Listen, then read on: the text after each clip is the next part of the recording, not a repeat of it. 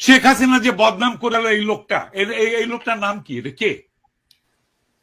উনি উনি একজন শিক্ষক। তাজুল ভাই, আমার মনে হয় কি শিক্ষক, ব্যক্তিগতভাবে আমিও আক্রমণ। শিক্ষক, আমি শিক্ষকদের শিক্ষক। ওকে, আমি বলছি এখন পদ্মা সেতু, rail line, metro rail, elevated expressway, third terminal, Hatirjheel প্রকল্প, পূর্বাচল 300 ফিট, উড়াল সেতু নির্মাণ, বঙ্গবন্ধু যমুনা সেতু, যমুনা রেল সেতু, সমুদ্র সীমা বিজয়, বঙ্গবন্ধু স্যাটেলাইট, রূপপুর পারমাণবিক বিদ্যুৎ কেন্দ্র, Karnaphuli tunnel, Cox's Bazar rail line, Cox's Bazar আন্তর্জাতিক বিমানবন্দর, ঢাকা ও চট্টগ্রাম এক্সপ্রেসওয়ে, দায়রা বিদ্যুৎ কেন্দ্র, রামপাল বিদ্যুৎ কেন্দ্র, মাথারবাড়ি তাপ বিদ্যুৎ কেন্দ্র, 119টি বিদ্যুৎ কেন্দ্র স্থাপন, পায়রা সমুদ্র বন্দর, 100টি ইকোনমিক জোন, 560টি মডেল মসজিদ, 1681টি মাদ্রাসা ভবন নির্মাণ, কওমি মাদ্রাসার স্বীকৃতি, উন্নয়নশীল দেশের উন্নতিকরণ, রোহিঙ্গাদের আশ্রয় দান, সমস্ত দেশকে রেলওয়ের আওতায় আনার উদ্যোগ, ফ্লাইওভার নির্মাণ, মহাসড়কগুলোকে 4, 6 ও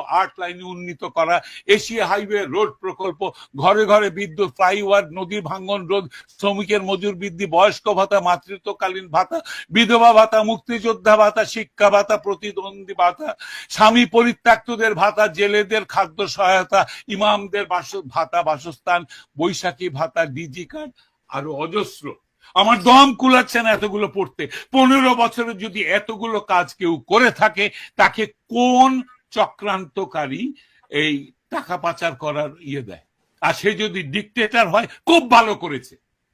বাংলাদেশের গত 10 মাসে প্রমাণিত যে বাংলাদেশের ডিকটেটরশিপ না থাকলে যে কোনো মানুষ যে কোনো মানুষকে মব লিঞ্চিং করবে, ধর্মের নামে করবে, হিন্দু বলে করবে, কপারে টিপ পরেছে বলে করবে, মাথায় হেজাব দেয়নি বলে করবে, মাথায় টুপি পরেনি বলে করবে, মাথায় জটা থাকলে করবে, মাজারে বসে ফকির হলে তাকে মারবে। মেরেছে, হাজার হাজার মানুষ মেরেছে এরা। ডিকটেটরশিপ ছাড়া এটা কোনোদিনও কন্ট্রোল সম্ভব নয়। খুব ভালো করেছেন আওয়ামী লীগ শেখ হাসিনা ডিকটেটরশিপ করে। তার উচিত ছিল আরো ডিকটেটরশিপ করে এগুলোকে দমন করা। এইটাই আমি মনে করি।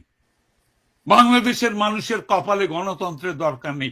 যারা জাতির পিতাকে হত্যা করে তার 54 বছর পর তার তার ভাস্কর্যের মাথায় পেশাব করে, সেই জাতির জন্য স্বাধীনতারও দরকার নাই। এরা পাকিস্তানের গোলাম হোক।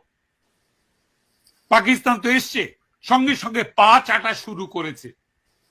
এই জামাতে ইসলাম পা চেটেছে পাকিস্তানে, এখনো চাটতেছে। এই চাটার দল আমি মুক্তিযোদ্ধাকে ক্যাটাগরাইজ করতে আসছো? আমার স্টেন গানটা আমার হাতে ফেরত দাও, তারপরে তুমিও একটা নিয়ে